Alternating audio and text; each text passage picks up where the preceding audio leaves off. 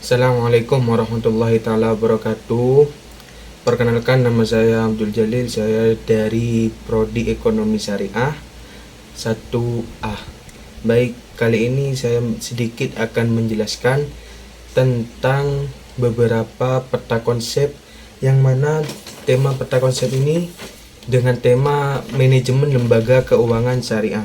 Baik, di sini saya sudah membuat sedikit peta konsep yang mana sudah merangkum seluruh apa yang berada di manajemen lembaga keuangan syariah. Baik, yang pertama, manajemen lembaga keuangan syariah itu memiliki ada 7 peta konsep yang sangat penting untuk diketahui. Yang pertama, prinsip-prinsip ekonomi syariah. Prinsip-prinsip ekonomi syariah itu ada 4. Yang pertama, keadilan, keseimbangan, kemanfaatan sosial, dan terakhir transparansi dan kejujuran.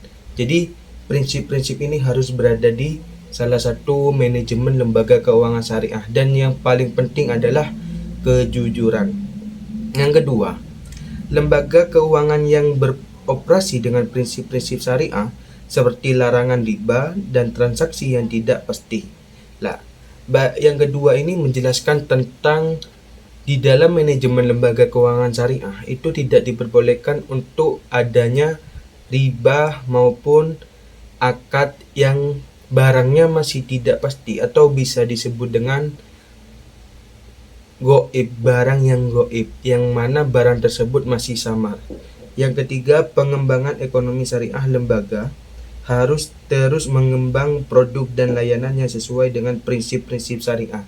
Namanya manajemen lembaga keuangan syariah itu tidak lain harus berprinsip dengan ekonomi syariah, dengan berprinsip dengan syariah.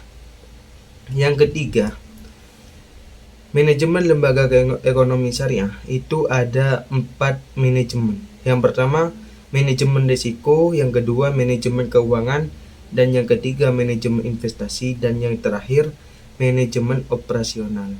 Baik, selanjutnya lembaga ekonomi syariah. Lembaga ekonomi syariah itu ada 4. Yang pertama, bank syariah, yang kedua asuransi syariah, yang ketiga suku, dan terakhir lembaga pembiayaan syariah. Yang nomor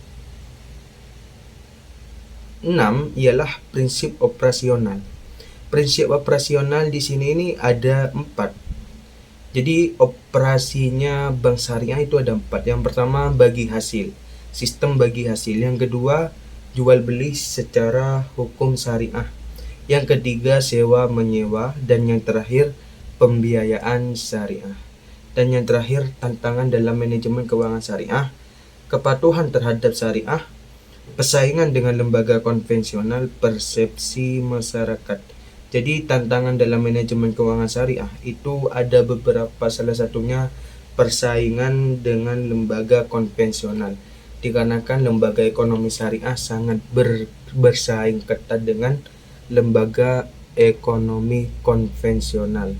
Baik, mungkin cukup itu saja yang bisa saya sampaikan, yang bisa saya jelaskan. Kurang lebihnya mohon maaf sebelumnya. Wassalamualaikum warahmatullahi taala wabarakatuh.